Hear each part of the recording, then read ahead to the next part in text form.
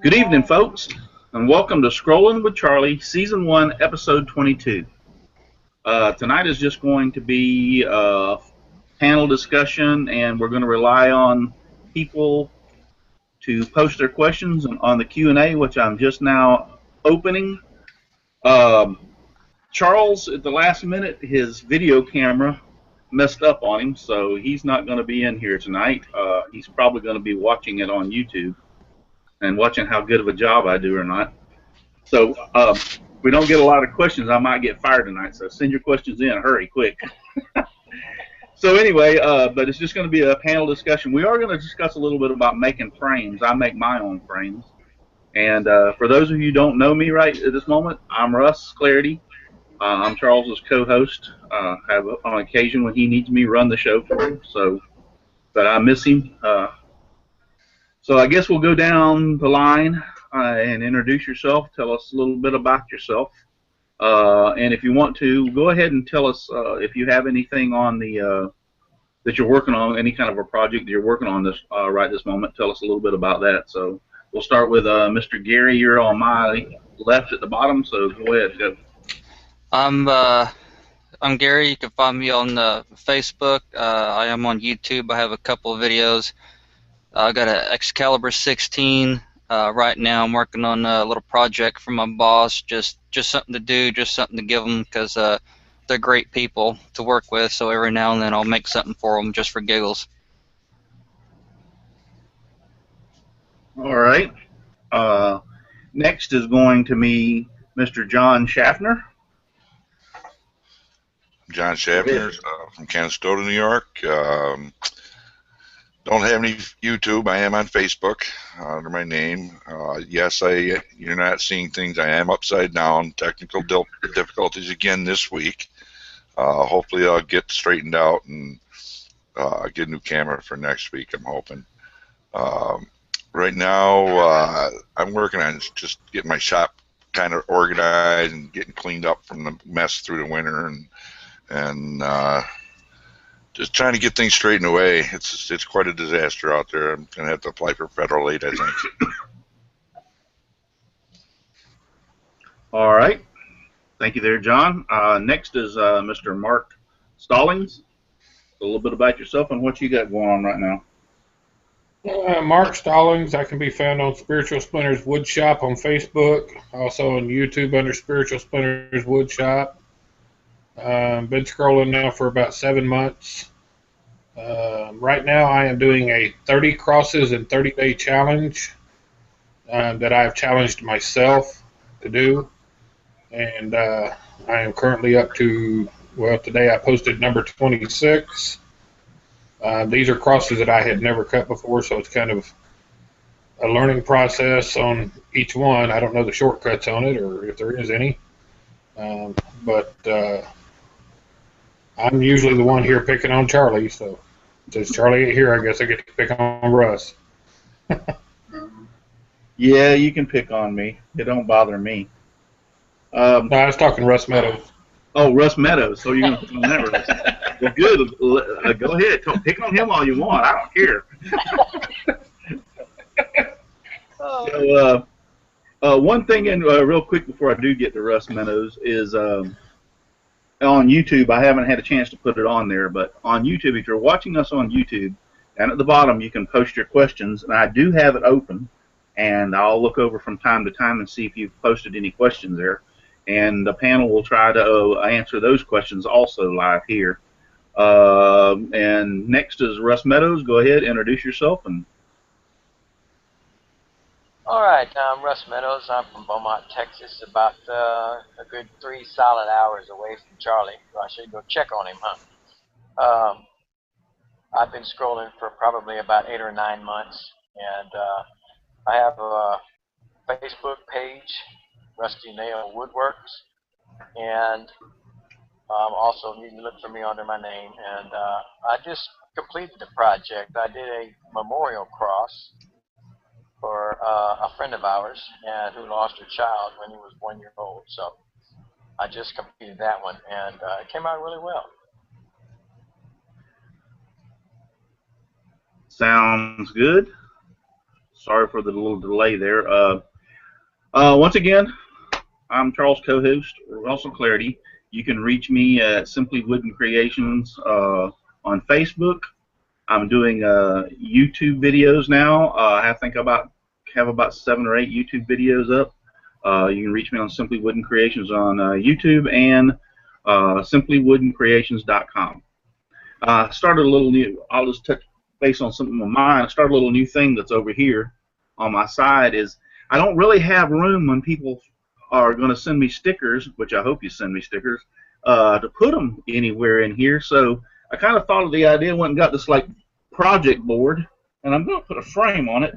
And the only person so far that sent me a sticker that's Charles' sticker. If you can see that one, he sent me one of his, and his is so humongous, I decided to put it in the middle of the board, and then that one's mine up here at the top. So if you have a sticker and want to send it, a fellow woodworker or scroller, anybody watching this has stickers, send them to me. I'll put them on this board, and I plan on using it every show. So your sticker will be behind me, and you'll get a free advertisement for your website or whatever, your shop. So that's just a little thing. Also, I do have a little project. It'll take me just 1 second to see if I can screen share this. First off, let me, yeah, I'll just go ahead and screen share it. See if this will work.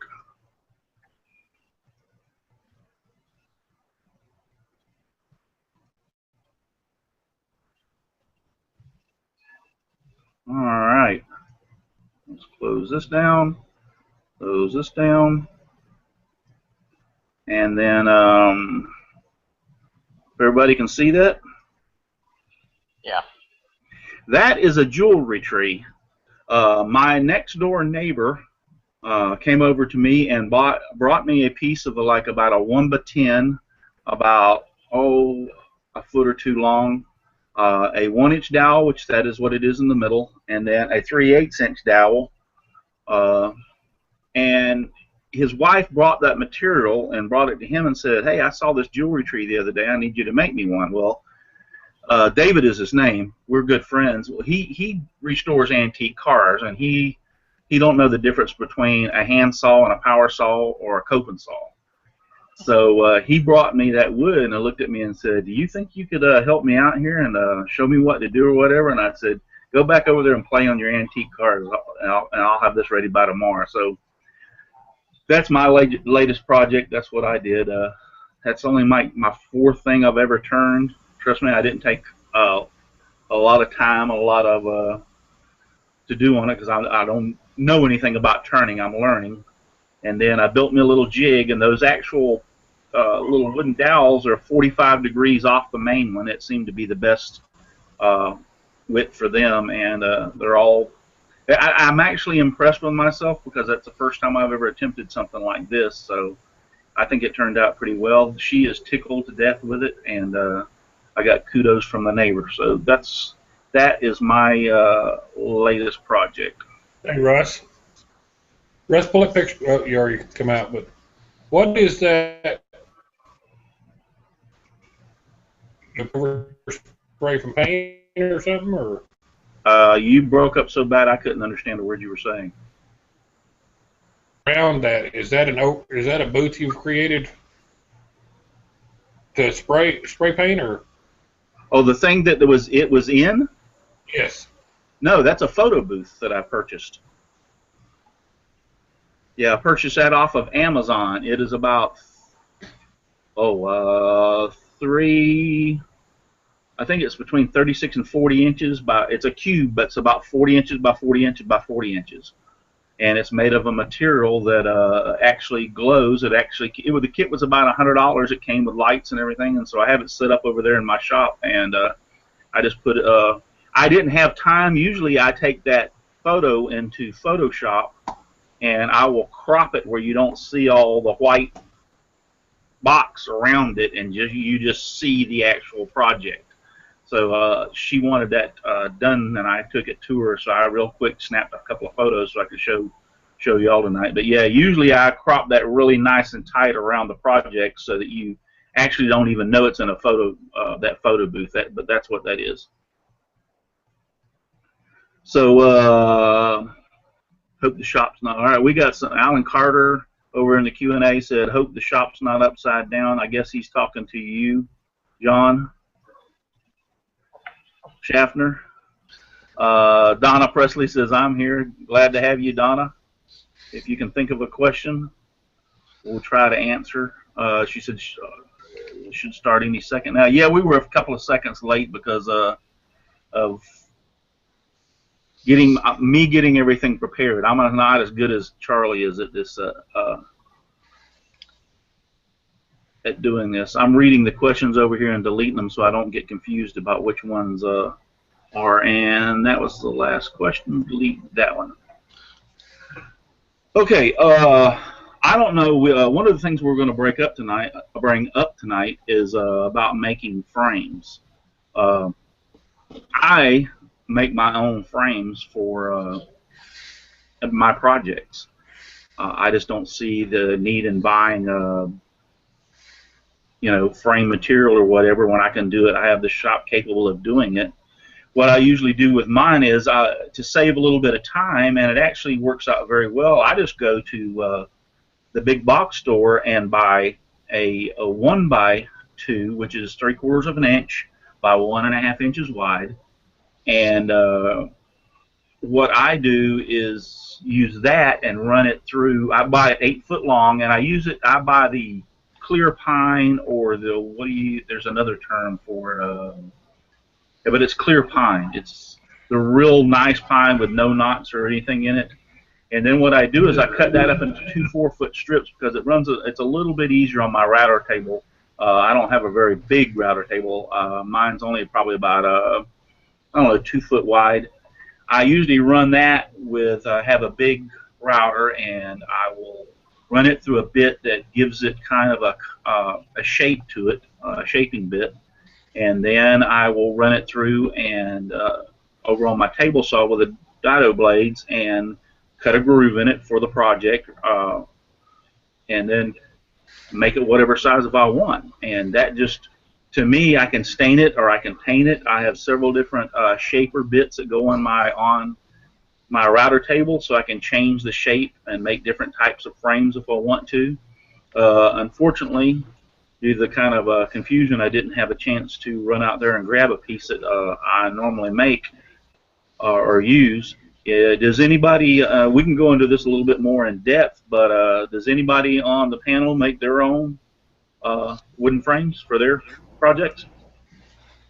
I've thought about making frames for odd and end stuff, but I haven't got to it yet. I wanted to use old fence panels or weathered wood, but for those that want to make their own frames, you can follow Steve Ramsey's video. He makes a miter sled for his saw that cuts perfect 45s.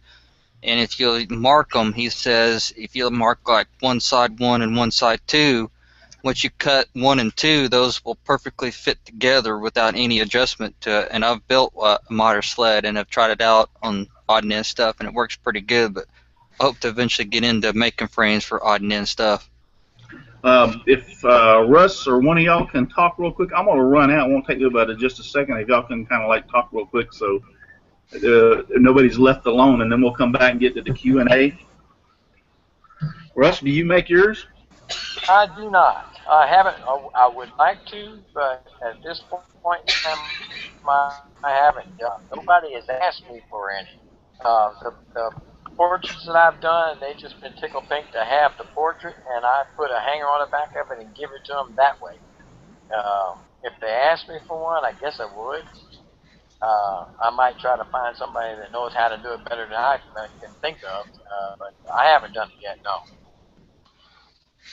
Well, myself, I've got a couple portraits that I've done, and I'm going to make my own frame for them.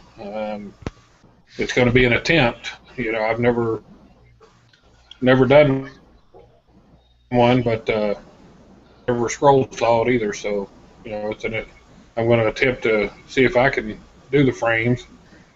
I've got the tools to do it, so I might as well learn to do that too. So I am back. I've made a few frames. I do much like Russ does, and I run them, you know, full length through the router table to get the rabbet in the back and any shaping on the front side. But I also, besides the miters, I don't do a regular standard miter. I'll do a spline miter, where you run it, you put it up in vertically in a jig and run it through your table saw to make a slot through the joint to put a spline in there. And I'll use a contrasting wood and glue that in, and add a lot of strength and a little visual appeal as well.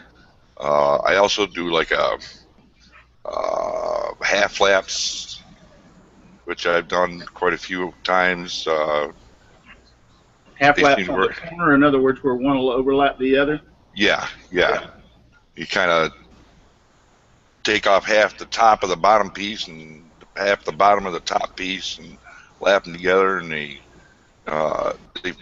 you know, if you do it right, they'll fit nice and flush and look pretty good.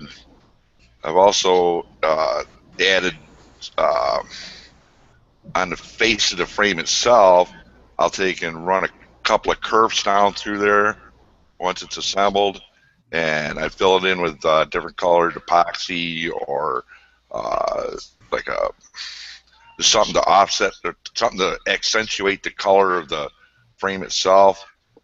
Looks like 4 lines going either way. Actually, probably ought to go out and get the one that I did. Yeah, we can. If you've got a chance, we can. Yeah, let me run off and grab that. All right, I'll entertain them for a few minutes. This is what I was talking about on mine. This is the one I do. This is the shape that I choose.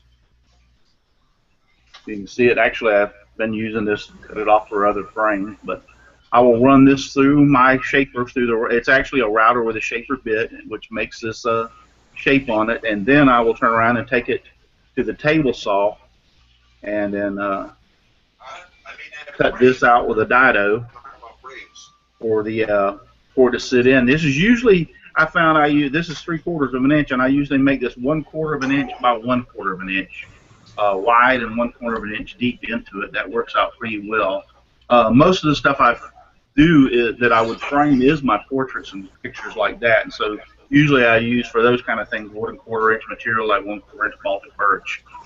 And you can get this select pine, and by the way, Bill Atkin put in there, it's clear or select pine. Thank you, Bill, and you are exactly right.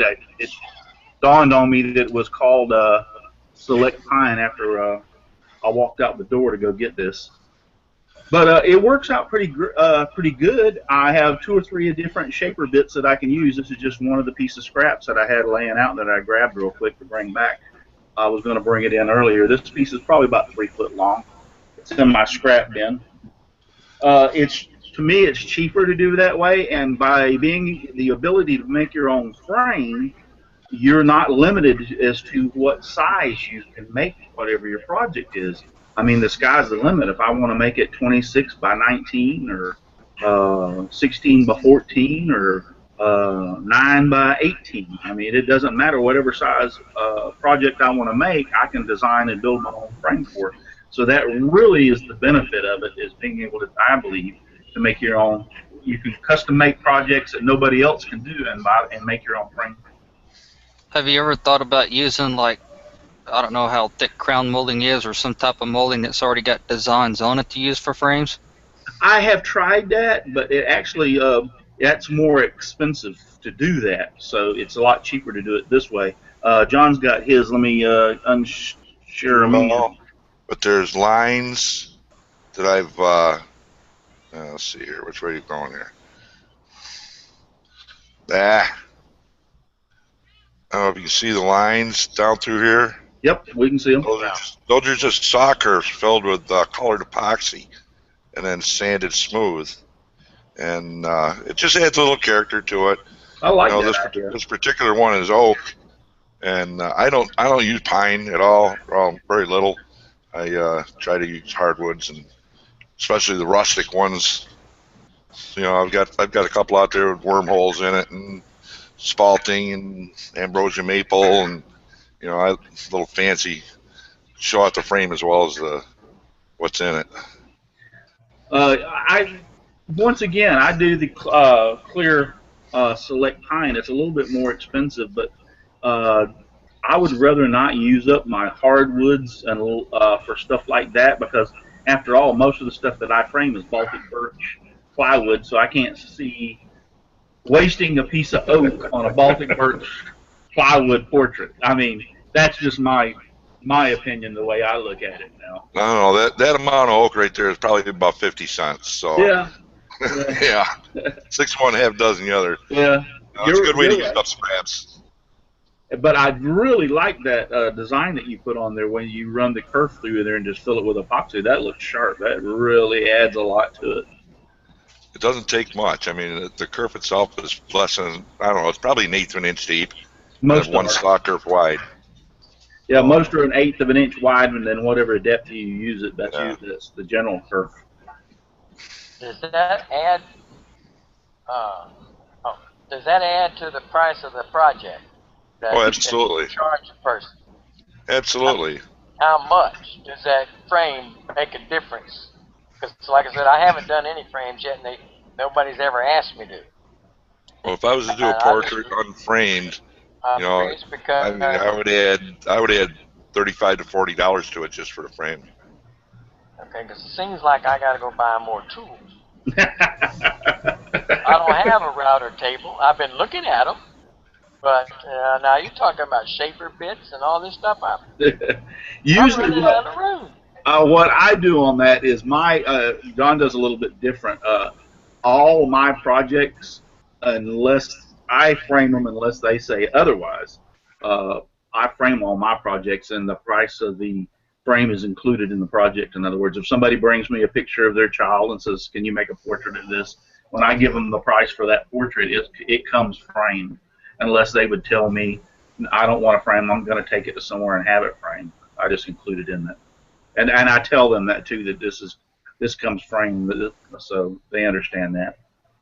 Okay. Let's go over here to the Q&A. Dan Britson, he says, "Does anybody need a POS Harbor Freight scroll saw?" Laugh out loud. I just picked up a Delta at a yard sale for $25. So wow. He has a. Take it to the pawn shop. Yeah, I have one too. Does he want it? I had one. I think I used it as a boat anchor. Yeah. Edgar Natras says, "Greetings from 36.1 north latitude, 119.25 west longitude, and 128 meters of elevation above sea level." Okay, Edgar, I think you're out there in Nevada.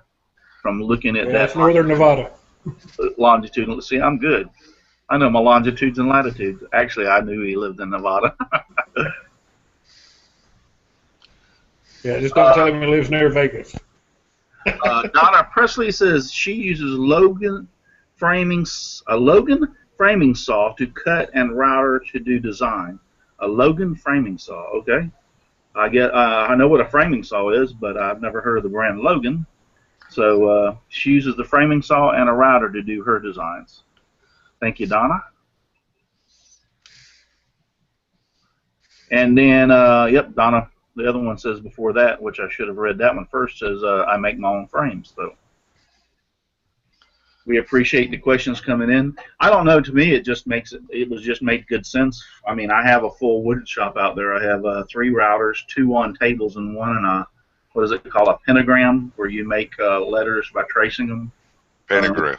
Yeah. I have the 3rd one in that one, and so I don't have big router tables. Both of my router tables, one of them come from Home Depot, and the other one came from Sears. There's a Sears Craftsman router table. They're your cheap $30, $40 router tables with little metal legs, and I have a bench that's long enough, and I just set them up there when I get ready to use them, and either the bench has wood across the top of it, so I either clamp them or just run a screw through the leg where the holes are and screw it down where it won't move. That table is basically for my really rough cutting stuff, like it's got screw holes and nail holes, whatever I need to do on that table. So that's what I do. I would like to have a bigger router table, a nicer router table. Maybe later on I'll build one, but Yeah, they're not hard to build and design your own. They're pretty easy from what I've seen. yeah. So, well, I guess we've talked about the frames. We got 30 more minutes to do this. Yeah, we got to come up with some other stuff. By the way, I don't know if any of y'all noticed, I changed my layout, my look.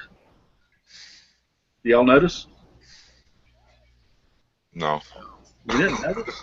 Geez, y'all aren't. Before, I always sit down closer to the floor, and you could always see the workbench. Now I'm sitting on actually a stool that I made that I use for also a table, and it's very high up off the ground. And I'm using it, and I'm sitting on it, and raised my portable computer table that I built up.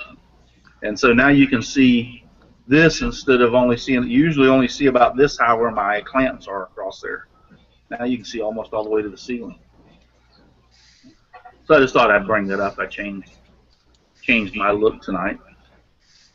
And No, you plus don't use that to scroll on, right? Do what? You don't sit on that to scroll, right?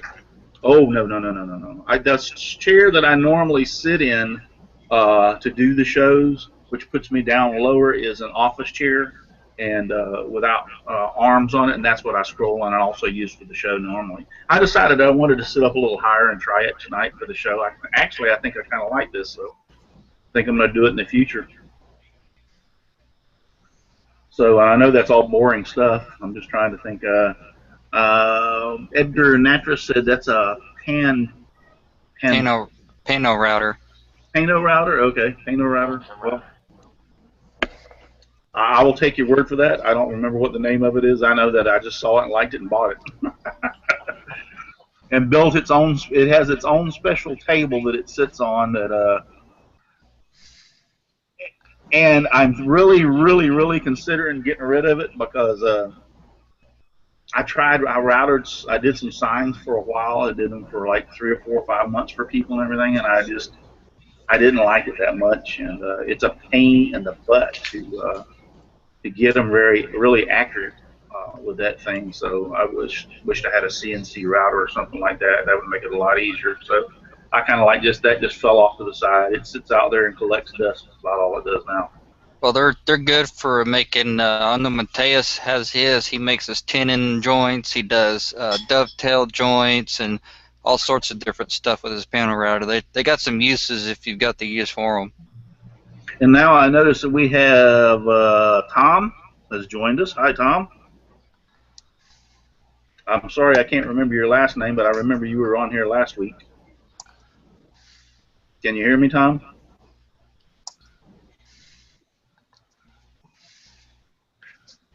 I'm not sure if Tom can hear me. So anyway, we're glad to have you. Bob Rawson says, when gluing a portrait to a backer board, how do you prevent any glue squeeze out? Any tips? Don't use a lot of glue. Yeah, don't use a whole lot. Yeah, I don't use a lot of glue. Actually, what I will do is, if I'm going to frame it, especially, the frame is going to do a lot of the work for me to hold it in, or to hold them together. And so I will just go into key areas, like some in the middle, key areas around in the middle, around the perimeter, and then if you've got a border, let's say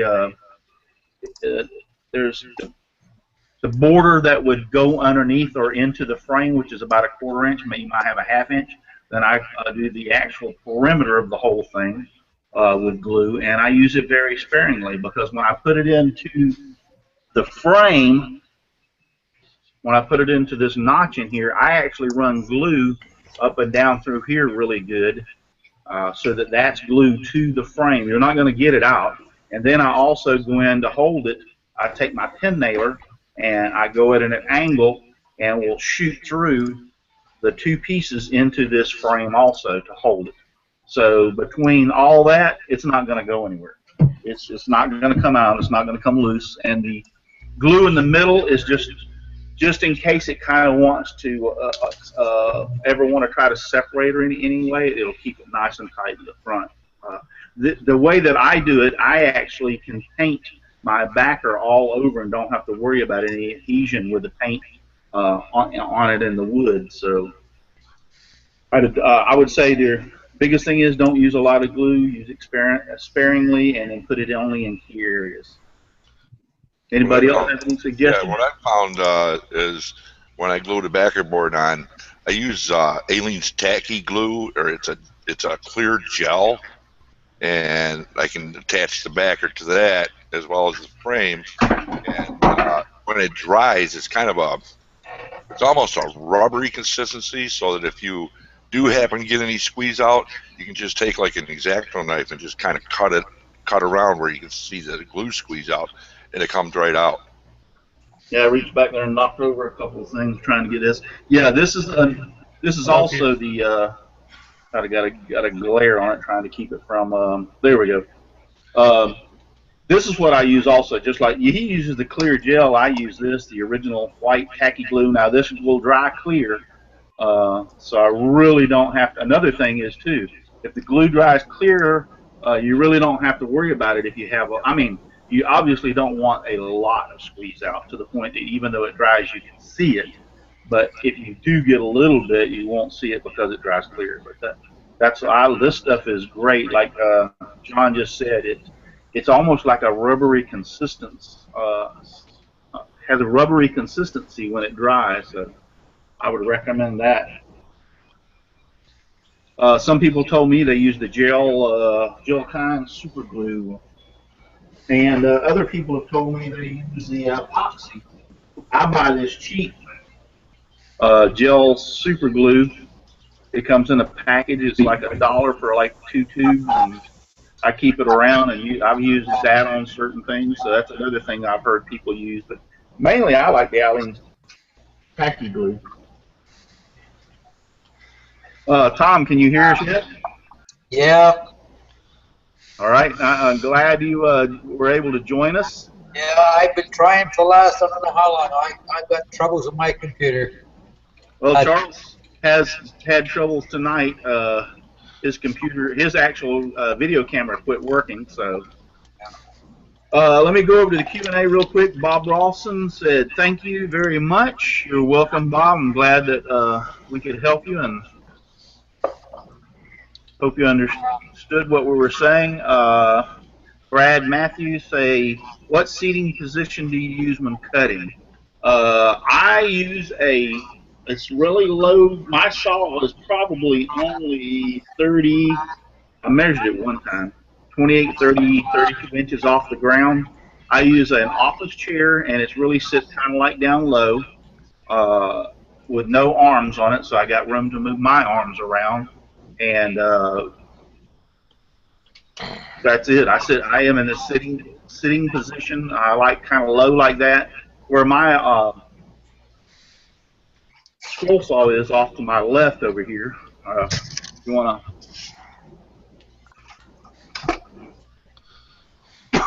Let me screen. Let me lock on me where you can see it.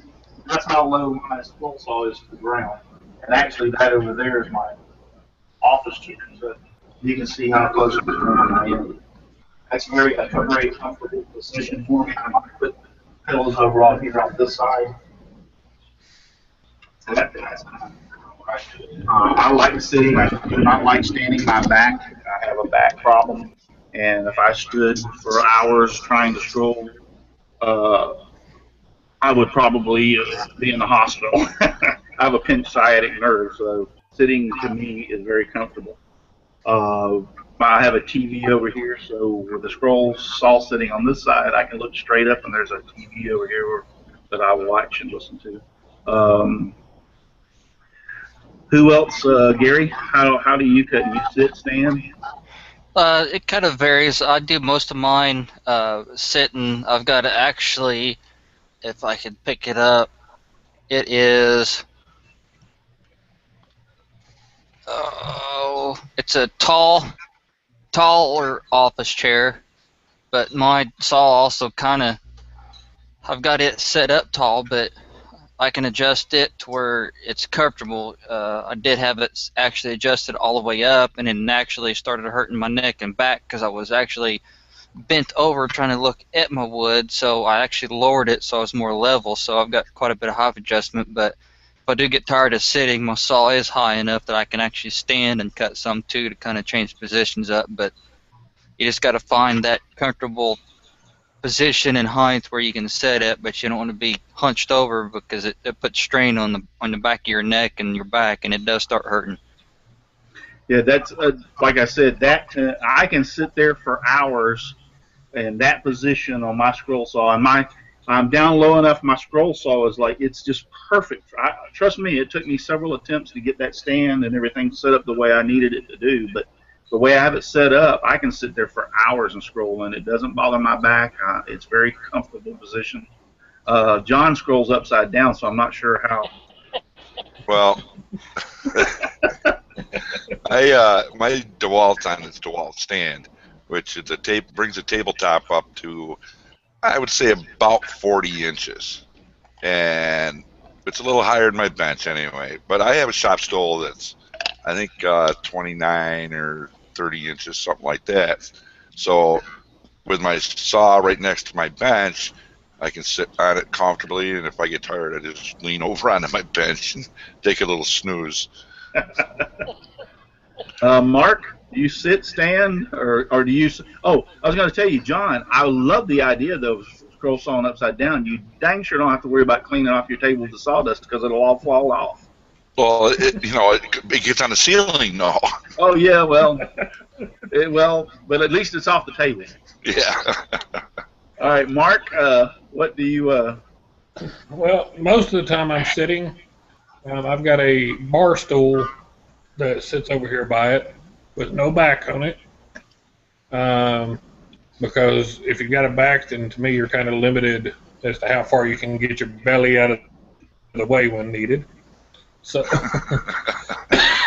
yeah, but my saw sits up a little high, and so the bar stool works out pretty good. I probably really need to take about an inch off of each leg for it to, be actually what I really call comfortable.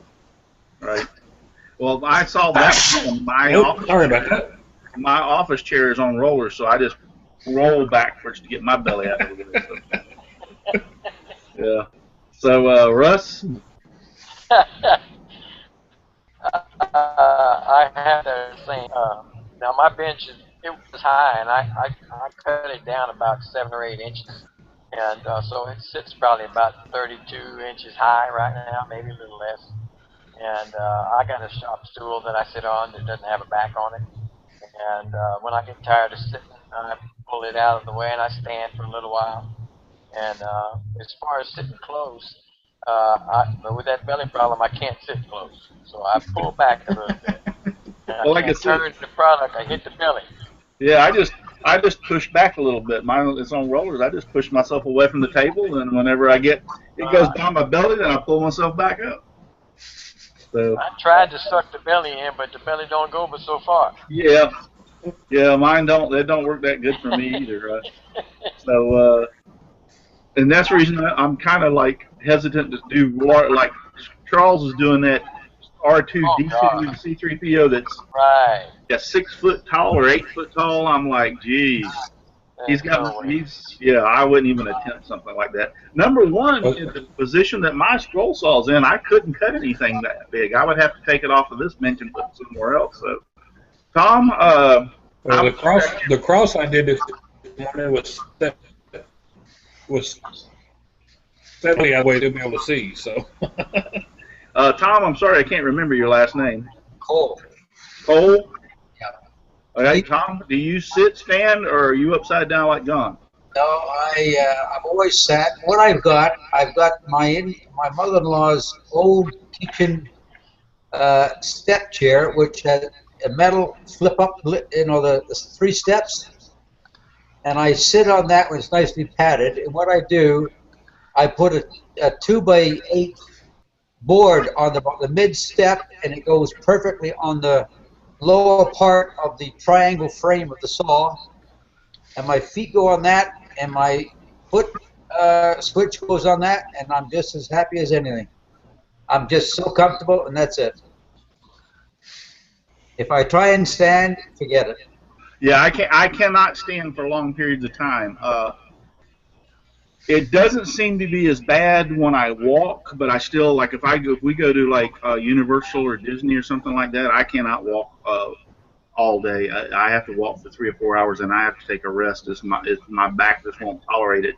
Fortunately, though, I can walk that long because a lot of people with my problem can't even do that. So, but there's no way I could stand and scroll. And like I said, the only problem that I have sitting there after about 4 hours, my butt goes numb. So that's my only problem. He wants to know where to get that tacky glue. Just about any craft place. Said, could you please show the tacky glue again? I think I found a supplier here, and I want to make sure it's the same stuff. Sure. Hobby Lobby, Michael's, Walmart, any place that's craft stuff will carry it. Yeah, I'm not sure if Home Depot carries it, but I do know at Walmart. Yeah, Walmart carries it. Hobby Lobby, Michael's. Yeah, Michael's. Just about any craft store will have it. But it's Alene. They make 2 or 3 different kinds. John said he uses the clear. What is it? The clear gel. Yeah, the gel. Yeah, I use this one. It's white, but it dries clear. This was only for this size of a bottle. It was only $2.99. So, and I did get this from. You'll see there, Hobby Lobby. So. Dave Sherman's got a question for you. Let me get rid of this one first. I try to delete them as I read them so I don't get confused. I'm at my age, confusion is easy. And Donna said that she gets hers from Walmart also. And then when you do your frames, Dave Sherman asks, do you put glass or plexiglass? Well, I would almost be willing to say none of the above. I very, very seldom put glass in front of my work. Most people don't like it. I will ask them if they want it, or that's part of the thing. About, if you can see over my head, this flower in a well basket, it's hard to see. That has plexiglass in it, and that's one of the few things that I've ever put glass in, and I just did an experiment with that one. But usually I don't put plexiglass or glass in my on top of my portraits. I leave them open. Now, if the customer asks, I keep a sheet of plexiglass here in the shop. I think it's 2 foot by 4 foot, or it might be 2 foot by 3 foot, whatever I bought from Home Depot, their size of it. And I use the anti-glare, a little bit more expensive one, so it doesn't glare. If they say, can you put glass in that? Yeah, sure, I'm more than happy, and I'll cut it for them. But as a normal rule, I don't put glass in front of those. You're welcome, Bob. Okay. Donna Presley says you can get it from Amazon, or they should have it. Yeah, Amazon has everything. Let me delete this one. Real quick, go down the line, starting with Gary. Do you put glass in yours? And kind of keep it brief because we're going to run down the line real quick. Do you put glass in your portraits? Or if the customer would want one, I'd put one. It all depends on the project, but I'm like you. I think just leaving it plain open so they could see it's better. John? Glass, yes. Matte finish. Matte finish glass? It protects the. If you live in a dusty environment, it protects it a lot better. I think you might have mentioned that one time before on one of our shows, and when you brought that up, it actually makes brilliant sense. That it would, because I can see that if you're in a dusty environment, that it would collect dust and be hard as heck to get out. So, Mark Stallings, glass or no glass, or the one portrait that I did of my mother, I did put on glass. Okay, but, I think the biggest complaints I heard from people when they say the glass is because of the glare of it. That plexiglasses came out with a no glare or anti-glare, whatever you want to call it, plexiglass, and it does work. That's one of the reasons I used it in that picture up there, is because it does work very well as far as having less glare. Russ Meadows, glass, no glass? At this point, I haven't been asked. If they wanted it, I would, but then they didn't want a frame, so I'd have to do that too. And Tom? No, I only use solid woods, so my frame becomes the routed edge. So it's solid wood I put on. Right. Okay. Bob Rawson says that he does not have any of those in the UK, which is the Hobby Lobbies and Home Depots and stuff. Well, the only thing I could suggest to you is to see if you could find that on the internet somewhere, and see if they can ship to you over in the UK. That'd be my only suggestion. You can use, if you build the frame and make it right, which is kind of what I was talking about earlier, the way I design my frames and the way I do them, you could use any regular wood glue. All you're wanting to do is just make kind of an adhesion between the two, and because once I put mine, if you build a frame like I do, and once I put mine in the frame's going to do the work of keeping them both together. They're not coming apart. Matter of fact, it's if they ever drop it, it's not going to be easy to fix because of the fact they're all welded together, so to speak. But that was my purpose. I didn't want them to be able to split apart, the backer to come loose or anything for my clients. So, but you could use any wood glue. The problem being is when you do that with a backer, is if you paint the backer, most of your, I have Tight Bond up there and a few other things. I have Elmer's also. I have a bottle of Elmer's wood glue. Most of those do not like to bond to paint. They need wood-on-wood contact to make a good adhesion, to make a good bond. So, I mean, the only other suggestion is you could use fine gel super glue. The reason I say not the regular super glue is because it doesn't seem to work as well with wood. From what I've tried, it actually didn't work hardly at all. I guess the wood was so coarse it sucked up the liquid kind, and it didn't really bond. Now they do make some super glues with what they call an what's the name I'm looking for? The spray that you put on there that makes it bond better or whatever. Anybody know what I'm talking about? Accelerator. Accelerator. Thank you, John. Thank you. Yeah, the accelerator that actually works very well with the super glue on wood. So those are just a suggestion. He may check to see if he has any craft stores in the UK should be able to carry that glue as well. And Bob just posted, I have found it on Amazon. I just wanted to make sure. I'm glad. There you go. Well, we got one satisfied customer we were able to help tonight. Charles ought to be proud of me. And then let's see. Wigwag Workshop says, could you please recommend a source online wood that I can use in various Intarsia projects? Thank you. All enjoyed. I don't know how to say it, so it's going to sound kind of funny. It's is it Ochi or Uchi? Okooch. Okooch. Okooch.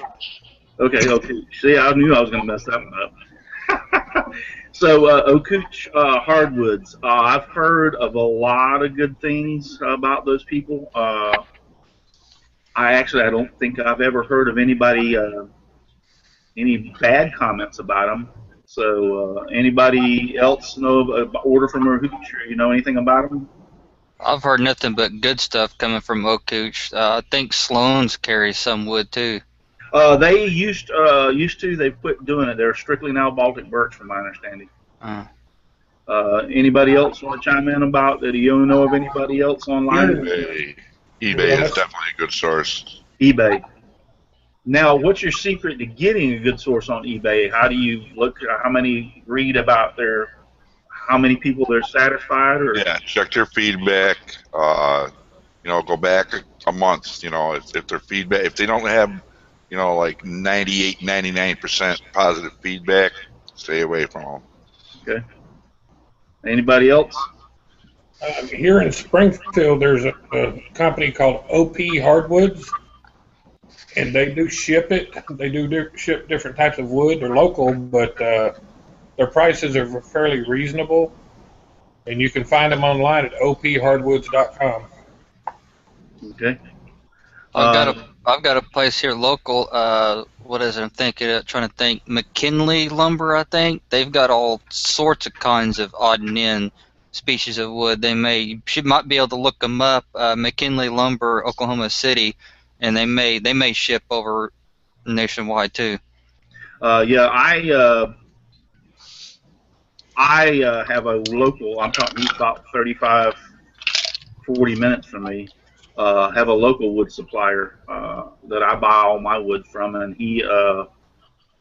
it's unmilled. So when I buy it's like 4/4 and 5/4 wood. If I buy a piece 1 inch thick, 8 inches wide, 8 foot long, it is actually 1 inch thick. It's not like your 1.5 inches, which is a 2x4, 1.5 inches by 3.5. It's a full thickness wood, and I mill my own. I make it whatever thickness I want. So I bring it home, cut it on the bandsaw, and then plane it. And so that's where I get mine. I don't order offline. Some wood from eBay wood sellers try and charge you to get box of variable woods species for $21.55. He also has a web address. Thinboards, I've heard of that. Yes, yes. www.thinboards.com. I've heard some good reviews about him also. So thank you, Donna. There's also another one, Deer 56 Hunter, that is very good. That's on Deer 5600 on eBay, right? Yes. Yeah, I've heard of him also. He's supposed to be several. I think Steve Good has said he has purchased from him, and yes, he has. Yeah, and said that he had very good luck with that. There's something else to mention too, Russell. Most of these lumber places like mine here, the thinnest stuff they have is 1 inch. So if you get that, you're gonna have to have your capabilities to resaw that. And I think oak couch you can actually get down to 1/4 to 1/8 inch thick as well. Yeah, I did hear about that, and actually I've looked up on their website a few times from people telling me so much. I just went there one day, and they actually will take it down to 1/4 of an inch. Do they sell 1/8 inch? I know they do 1/4. I think they do. I looked them up, and at one time I got a catalog from them. You can go to their website, look it up, and you can request a free catalog of all their stuff. I think they go down to an 1/8 inch. I think, but don't quote me on it. So Wag Workshop said, "Awesome guys, thank you. I finally have an arsenal of sanders. I'm ready to do some Intarsia. Also, I do have a planer and a bandsaw. So there you go." There's another source. Hardwoods here. There's another source that I just happen to think of here, actually pretty local to me, is MemphisHardwoodLumber.com. It's a two-man show, father and son mill, and he advertises in Scroll Saw magazine. His prices are a little on the high side, but the quality is great, and he supplies to places like Winfield and there's 4 or 5 different ones that he actually supplies the lumber to some of these online stores. So it's MemphisHardwoodLumber.com. Donna Presley mentioned again, it's Deer Hunter 56. Hey Russell, I just looked up oak couch, and they have for scroll saw wood, it comes in 1/16, 1/8, 1/4, 1/2 inch, 3/4, and widths of 4 inches to 12 inches, and stock length is 24 inches, but custom sizes are available. I thought they did 1/8 inch. I didn't know they did 16. That's almost like a veneer. So very good, very good. Well, the questions have kind of fallen off a little bit, and we are running close to 1 hour. So if anybody has anything else they would like to talk about or respond to, Buffalo Works Ron says, sorry I'm here late, but why is John upside down? Okay, well, I prefer to stand on my head. You want to tell them the real reason? The real reason is my computer crapped out on me. I had a new motherboard put in. When I got it back, for some unknown reason, all my hangouts and all my camera stuff shots are all upside down. Have not figured out why, but let's see if I can fix this. There, how's that? Is that better? I'm confused. Yeah, so I guess that's quite the entertainment for everybody when they come on and start watching our show, is that John's upside down. I missed the part on it a while back whenever y'all, when Brian Gidney was on the show and y'all were all hanging upside down and doing all that kind of stuff. I missed that. So I think I got off a little earlier and went to bed. Can I just make one? I was saying that I don't make frames, but I tell you, I have the source where I can get hundreds of beautifully finished, brand new kitchen cupboard doors. They could be cherry, could be maple, they could be oak, no holes drilled in or nothing. But periodically, someone will want a frame. So what I will do, instead of making a solid wood in the whole thing covered, I will cut like an outline, say, of an angel, and then what I would have to do is sand some of that stain or paint off in order to glue it. So I save a fortune, but just by getting all these doors, I get so many doors. I've given away hundreds and hundreds and hundreds. Well, that's good. Send me some. I'll give you my address after. You know Andy Dean? No. He's from stateside, but he lives up in the Chatham area. He came down to my place one time. I think he took a truckload away with him. Wow. It's good to have a source like that. I would love to have something like that. In fact, I got so many, I haven't picked any up for about 4 or 5 years. Bob Rawson said he thanks us, and it was a great show. No problem, Bob. Glad. That's what we're trying to do. That's Charles' vision when he started this Scrolling with Charlie, was to be able to answer people's questions and help them.